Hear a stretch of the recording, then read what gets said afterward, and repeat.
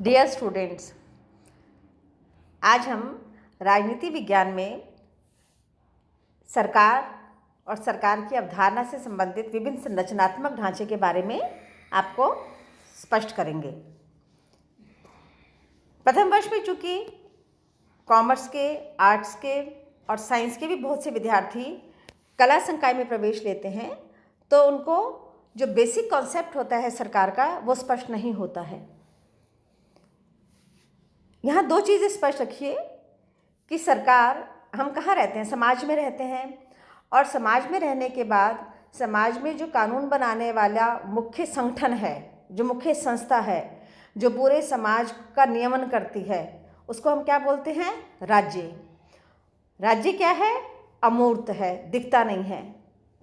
लेकिन राज्य को हम मूर्त स्वरूप में कैसे देख सकते हैं? जब हम सरकार को देखते हैं या सरकार के बारे में पढ़ते हैं, सरकार के बारे में जानते हैं। तो राज्य इनविजिबल है और सरकार विजिबल है। तो जब सरकार विजिबल है तो हमें सरकार की व्यवस्थाओं के बारे में, उसके अंगों के बारे में बिल्कुल स्पष्ट होना चाहिए। मूलतः सरकार के 3 काम होते हैं: कानून बनाना, कानूनों का लागू करना, और यदि कोई कानून संविधान के अनुकूल नहीं है तो उन कानूनों की जांच करना। तो जो सरकार का मुख्य कार्य है कानून बनाना, उस कानून को बनाने वाली जो संस्था होती है, जो सरकार का प्रमुख अंग माना जाता है, उसको क्या बोलते हैं? व्यवस्थापिका, लेजिस्लेचर। जो संस्था कानूनों का क्रियान्वयन करती है उसको क्या बोलते हैं? कार्यपालिका। और जो कानूनों का क्रियान्वयन और निर्माण दोनों संवैधानिक दृष्टि से निश्चित नियमों के अंतर्गत हुआ है अथवा नहीं, उसके बारे में अगर देखते हैं तो उसका कार्य कौन करता है? न्यायपालिका। तो सैद्धांतिक रूप से ये जो विवेचन है, विभाजन है, ये स्पष्ट करता है कि सरकार के 3 प्रमुख अंग होते हैं। 3 प्रमुख अंगों का आपस में कोई संबंध नहीं होता है। तीनों अंग स्वतंत्र रूप से रहकर अपना कार्य करते हैं। पहला व्यवस्थापिका, दूसरा कार्यपालिका और तीसरा न्यायपालिका।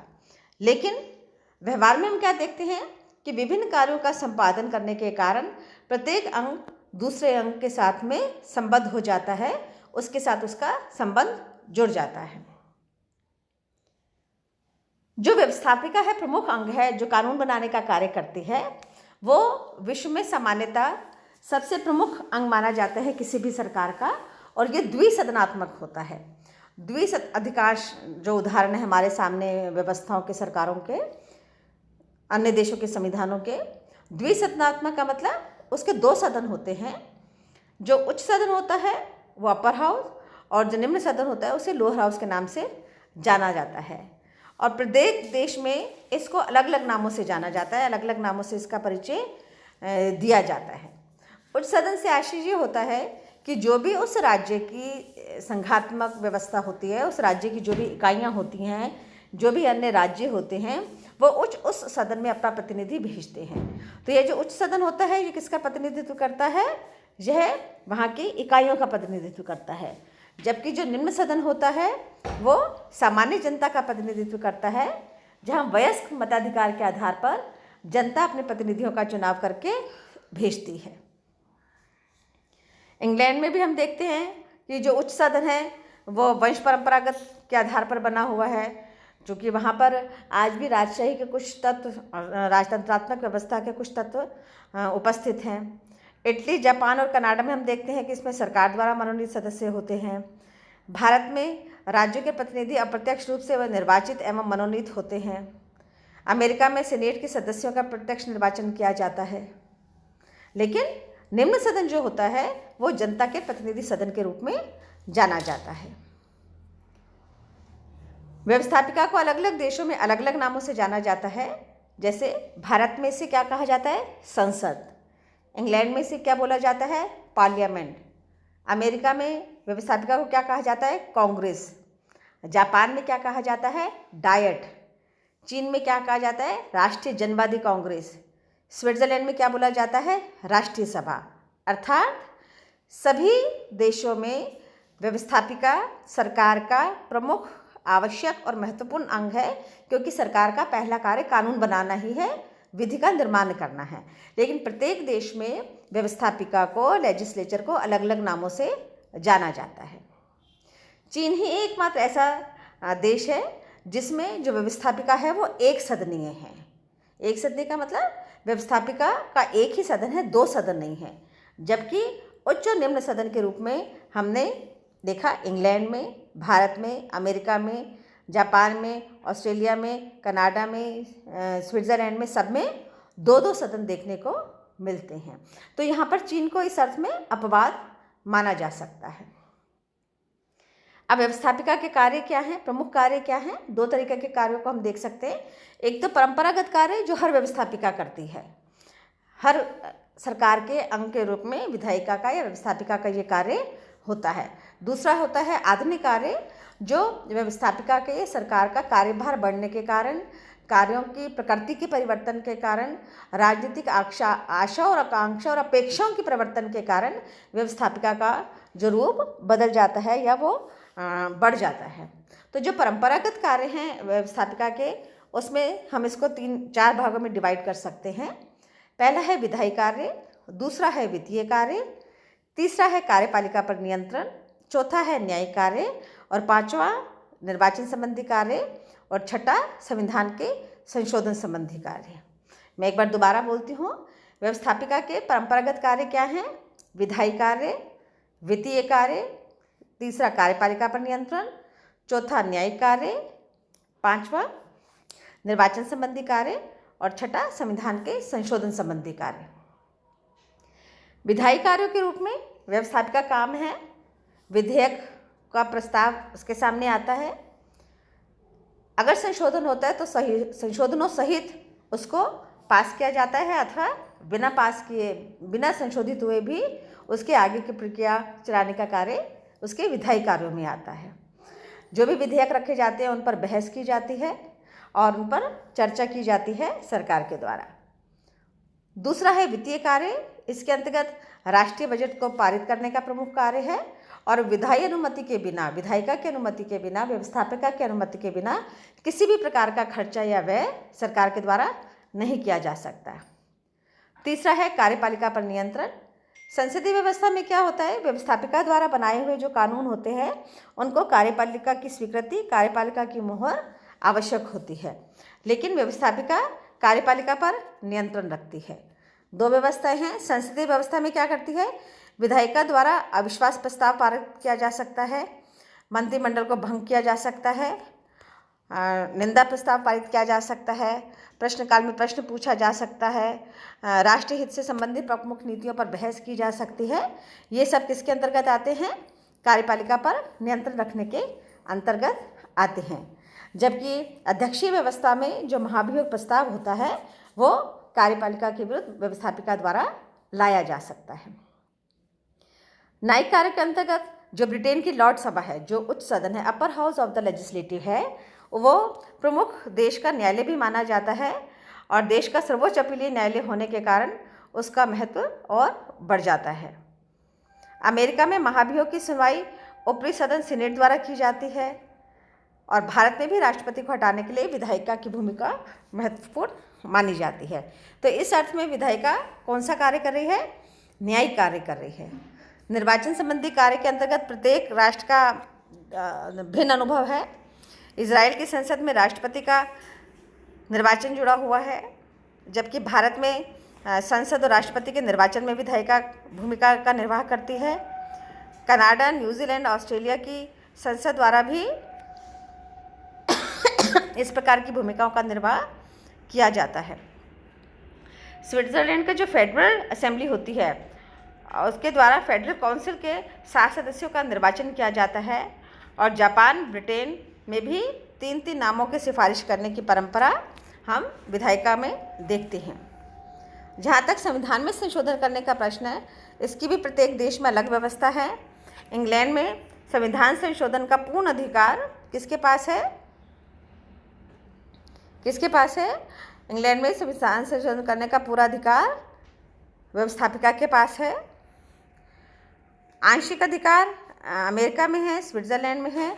देशों में विधायिका में आंशिक संशोधन का अधिकार प्रदत्त किया हुआ है। ये तो वो परंपरागत कार्य हैं जो किसी भी देश की विधायिका या व्यवस्थापिका करती है। लेकिन व्यवस्थापिका लोकतांत्रिक व्यवस्था के विस्तार के कारण, जनता की बढ़ती हुई सहभागिता के कारण और सरकार के से की जा रही अपेक्षा के कारण जो लोक कल्याणकारी स्वरूप का परिवर्तन हुआ है, उसके कारण विधायिका का भी कार्य और विस्तार बदल गया है। तो इसमें आधुनिक कार्यों के अंतर्गत राजनीतिक समाजीकरण का कार्य, एक तरीके से वो जो भी निर्णय लेती है वो समाज में जाते हैं और समाज उस तरीके से उन नीतियों के अंतर्गत समाजीकृत होता है, उसका एक तरीके से पॉलिटिकल सोशलाइजेशन होता है। प्रतिनिधियों द्वारा चूँकि सरकार में प्रतिनिधित्व किया जाता है, इसलिए वह राजनीतिक प्रतिनिधित्व का भी प्रतिबिंब बनती है, प्रतीक बनती है। बहुत अधिक समूहों का जो स्वरूपीकरण है और समूहीकरण है, वो भी व्यवस्थापिका के माध्यम से किया जाता है। इस प्रकार विभिन्न हितों का सामंजस्य, अनुकूलन और समाधान व्यवस्थापिका के द्वारा किया जाता है। और व्यवस्थापिका के ये दोनों ही प्रकार के कार्य, वह परंपरागत कार्य हो अथवा आधुनिक कार्य, महत्वपूर्ण माना जाता है। जो दूसरा अंग है कार्यपालिका, यहाँ आशय है व्यवस्थापिका द्वारा बनाए गए कानूनों का क्रियान्वयन करना। न्यायपालिका से पूर्व कार्यपालिका का कार्य महत्वपूर्ण होता है, क्योंकि वो कार्यों का क्रियान्वयन करती है। कोई भी कार्यपालिका एक निश्चित प्रक्रिया के तहत ही कानूनों का क्रियान्वयन कर सकती है। इस आधार पर संसदीय व्यवस्था में हम दो तरीके की व्यवस्था देखते हैं, दो तरीके की कार्यपालिका देखते हैं। एक तो नाम मात्र की कार्यपालिका और दूसरी वास्तविक कार्यपालिका।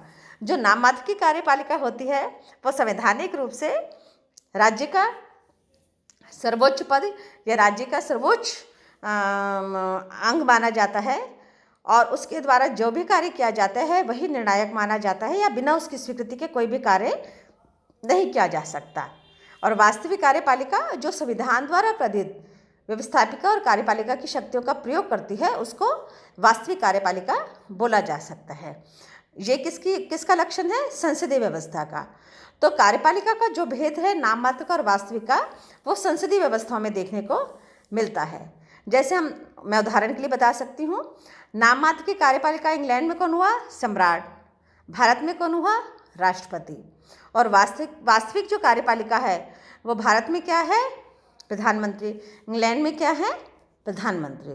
तो इस प्रकार जो कार्यपालिका है वो दोहरे स्वरूप का प्रतिनिधित्व करती है। लेकिन कई उदाहरण ऐसे भी हैं जिसमें एकल व बहुल कार्यपालिका के अंतर्गत हम भेद देखते हैं। जैसे अमेरिका में राष्ट्रपति सारी शक्तियों का प्रयोग करता है, प्रशासन के समस्त शक्तियों राष्ट्रपति में केंद्रित होती हैं। लेकिन इंग्लैंड में और भारत में वास्तविक कार्यपालिका इस कार्यपालिका के एक इकाई के रूप में या प्रतिनिधि के रूप में होती है। लेकिन इसके विपरीत जब हम बहुल कार्यपालिका की बात करते हैं तो बहुल कार्यपालिका में एक कार्यपालक ना होकर एक से अधिक कार्यपालक होते हैं। तो एक से अधिक कार्यपालक हमें कहाँ देखने को मिलते हैं? स्विस संघीय परिषद में, जिसे हम बोलते हैं बहुल कार्यपालिका।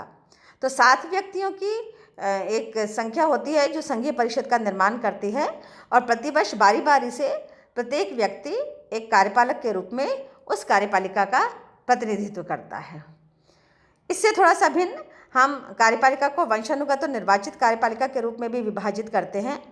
वंशानुगत का है जो वंश के आधार पर जो कार्यपालक वंश परंपरा के आधार पर कार्यपालिका की शक्तियों को वहन करता है, जबकि निर्वाचित जो कार्यपालिका होती है वो लोकतंत्र में होती है और एक निश्चित समय के लिए ही उसका चुनाव जनता के द्वारा प्रत्यक्ष या परोक्ष रूप से किया जाता है।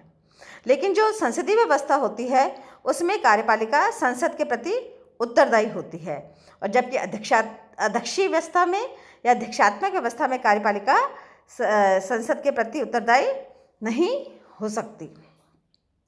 उसकी एक भिन्न व्यवस्था होती है। संसद के प्रति उत्तरदायी उसी अर्थ में होती है जिन प्रश्नों का जवाब या जिन विशेष शक्तियों का संदर्भ व्यवस्थापिका और कार्यपालिका के संबंधों को स्पष्ट करने के लिए आवश्यक होता है। इस अर्थ में देखा जाए तो कार्यपालिका के कार्य क्या क्या हुए संसदीय व्यवस्था के संदर्भ में? राष्ट्रपति और फिर प्रधानमंत्री। तो सबसे पहले कार्य क्या है कि मंत्रिपरिषद या केंद्रीय जो मंत्रिपरिषद होता है उसका नेतृत्व कौन करता है? प्रधानमंत्री। वो वास्तविक कार्यपालिका है। तो कार्यपालिका के कार्यों को हम विभाजित कर सकते हैं: प्रशासनिक कार्य, विधिक कार्य, न्यायिक कार्य, कूटनीतिक कार्य और वित्तीय कार्य। प्रशासनिक दृष्टि से आंतरिक शांति व्यवस्था बनाए रखना, पुलिस, सेना और प्रशासन में नियुक्तियां करना, ये इसके अंतर्गत आता है। विधि कार्य के अंतर्गत संसद द्वारा पारित विधेयक को पास करना, उसकी स्वीकृति कार्यपालिका द्वारा दी जाती है। राज्याध्यक्ष के विशेष अधिकारों का राज्याध्यक्ष के निषेधाधिकार का वीटो पावर का प्रयोग भी किया जा सकता है। यदि राज्याध्यक्ष चाहे तो किसी भी बिल को दोबारा पुनर्विचार के लिए भेज सकता है, संशोधन के लिए कह सकता है। यहाँ पर पदत्व व्यवस्थापन, अगर व्यवस्थापिका द्वारा कोई कार्य कार्यपालिका को दिया गया है तो उसको पदत्व विधायन या पदत्व व्यवस्थापन के नाम से जाना जाता है, और ये कार्य भी किसे करना होता है? कार्यपालिका को करना होता है। संसद द्वारा कार्यपालिका द्वारा छोड़ा गया परिपत्र या अधिसूचनाएं भी इसके अंतर्गत शामिल होती हैं। न्यायिक कार्य के अंतर्गत समस्त न्यायिक प्रक्रिया के पश्चात में भी अपराधियों को अंतिम जो क्षमा याचना है वो करने का अधिकार होता है, और वो किसके समक्ष की जा सकती है? उसको कम या अधिक या यथावत रखने का जो निर्णय है वो सर्वोच्च कार्यपालक के द्वारा किया जा सकता है। आपने देखा होगा सूचना बहुत से मुकदमों में निर्णय के पश्चात भी अंतिम याचिका के लिए राष्ट्रपति के पास भेजी गई, इस तरह के आप न्यूज़ पढ़ते हैं कि नहीं विशिष्ट मामलों में, तो उसका आशय यही होता है कि सर्वोच्च जो कार्यपालक है, राज्याध्यक्ष है, उसके पास में न्यायिक निर्णय करने का अंतिम अधिकार होता है। कार्यपालिका का कूटनीतिक कार्य भी महत्वपूर्ण होता है, क्योंकि उसके द्वारा विदेश संबंधों का निर्धारण होता है, दूतावास और राजदूतों की नियुक्ति होती है, संधियां एवं समझौते करने का कार्य भी कार्यपालिका के द्वारा किया जाता है। वित्तीय दृष्टि से बजट का क्रियान्वयन हुआ, करारोपण हुआ, नए कर लगाने हुए, या किसी भी प्रकार का दर का नियंत्रण का कार्य हो, मान लीजिए कृषि दर ही हो, किसी भी कार्य का या दर का नियंत्रण हो, तो वित्तीय कार्यों के अंतर्गत ये सारे कार्य कार्यपालिका के द्वारा किए जाते हैं। अर्थात व्यवस्थापिका के द्वारा किए जाने वाला कार्य एक चरण है, और किसी भी कार्य को, नीति को, प्रस्ताव को कानून रूप में तब तक परिवर्तित नहीं किया जा सकता जब तक कि वो कार्यपालिका के द्वारा पास नहीं हो जाते। तीसरा अंग है न्यायपालिका, और न्यायपालिका में देखिए ये मैंने आप एक बार पिरामिड की तरह एक संरचना बनाई है, जिसमें ऊपर टॉप पर एक आपको त्रिकोण दिखता है और नीचे फैलाव है, आधार संरचना है। इसका अर्थ ये है कि न्यायपालिका की व्यवस्था में सर्वोच्च स्तर पर सर्वोच्च न्यायालय होता है, बीच में उच्च स्तरीय न्यायालय होते हैं, और सबसे नीचे आधारभूत स्तर के न्यायालय होते हैं। तो ये पिरामिड बताता है कि जो आधार स्तर के न्यायालय हैं, जो जिसको मैंने निम्न स्तरीय न्यायालय लिखा है, आधार स्तर होना राइट शब्द है यहाँ पर, वो अधिकतम होते हैं, ज़्यादा होते हैं। उससे ऊपर जाते हैं तो उन उच्च न्यायालय राज्य स्तर पर आ जाते हैं, और सर्वोच्च न्यायालय देश में एक ही हो सकता है। यहाँ पर जो पिरामिड की संरचना है उसके साथ में न्यायपालिका का जो संगठन है उसमें पीठ व्यवस्था होती है, बेंच सिस्टम होता है। प्रत्येक न्यायाधीश मुकदमे पर स्वतंत्र दृष्टिकोण रखते हुए निर्णय करने के लिए स्वतंत्र होता है। तो जैसे सुना है सिंगल बेंच है या डबल बेंच है, तो उसका आशय इस पीठ व्यवस्था से ही होता है। सामान्य एवं प्रशासनिक न्यायालय मैं उदाहरण दे सकती हूँ यहाँ फ्रांस और जर्मनी का, जहाँ पर सामान्य रूप से और प्रशासनिक रूप से मुकदमे सुनने के लिए अलग अलग न्यायालय होते हैं। अगर सामान्य नागरिक के मुकदमे हैं तो उसके लिए सामान्य न्यायालय होते हैं, लेकिन अगर प्रशासनिक अधिकारों से संबंधित या उनके मुकदमों से संबंधित कोई मामला है या मुकदमा है तो उसको प्रशासनिक न्यायालयों के अंतर्गत सुना जाता है। कुछ विशेष प्रकार के न्यायालय होते हैं, हम उदाहरण जर्मनी का ले सकते हैं, जिनमें दीवानी, फौजदारी, प्रशासनिक और संवैधानिक 4 प्रकार के न्यायालय और उसके कार्यों का निस्तारण से संबंधित होते हैं। और विशिष्ट मामलों के निस्तारण के लिए, विशिष्ट मामलों के लिए विशिष्ट न्यायालय बनाए जाने का प्रावधान में हम न्यायिक व्यवस्था में विशेषकर जर्मनी में हम देखते हैं। तो ये हमने क्या देखा, फ्रांस और जर्मनी की व्यवस्था किस तरीके से है, लेकिन न्याय व्यवस्था का प्रमुख कार्य ये है कि क्या न्यायालय इस कार्य को करते समय यह निर्णय ले पाता है या दिशा निर्देश दे पाता है कि सरकार के द्वारा, सरकार के दोनों अंगों के द्वारा, व्यवस्थापिका और कार्यपालिका के द्वारा जो भी कार्य किया जा रहा है वो संविधान के अनुकूल होना चाहिए, संविधान के प्रतिकूल नहीं होना चाहिए। तो ये थे न्यायपालिका के संरचना। न्यायपालिका का प्रमुख कार्य इसलिए क्या माना जाता है, क्योंकि संविधान की रक्षा करना, क्योंकि जो कानूनों की व्याख्या का अधिकार है वो किसके पास है? संविधान के पास है। दूसरा, नागरिक अधिकारों, अगर नागरिक अधिकारों का हनन होता है तो सबसे पहले कोई भी नागरिक कहाँ जाता है? न्यायालय में। इससे न्यायपालिका का दायित्व है न्यायिक अधिकारों का या नागरिक अधिकारों का रक्षण करना। तीसरा, विधि कार्य, इसमें न्यायाधीशों द्वारा निर्मित ऐसे मामले या निर्णय होते हैं जिससे जिन निर्णयों से नए कानून बनने की संभावना छुपी हुई होती है, तो उसको उसके विधि कार्य के अंतर्गत माना जाता है। संघात्मक व्यवस्था का रक्षक माना जाता है, क्योंकि जहाँ संघात्मक व्यवस्था में केंद्र एवं राज्यों के बीच में कुछ निश्चित विषयों पर कानून बनाने का प्रावधान होता है, वहाँ ये संभावना अधिक रहती है कि किसी विशिष्ट कानून पर या किसी सामान्य कानून पर केंद्र एवं राज्यों के मध्य आपसी मतभेद हो सकता है। तो यदि किसी भी मामले पर केंद्र एवं राज्यों के मध्य किसी भी प्रकार का मतभेद होता है, तो ऐसी स्थिति में वो उस विवाद के सुलटारे के लिए कहाँ जाएंगे?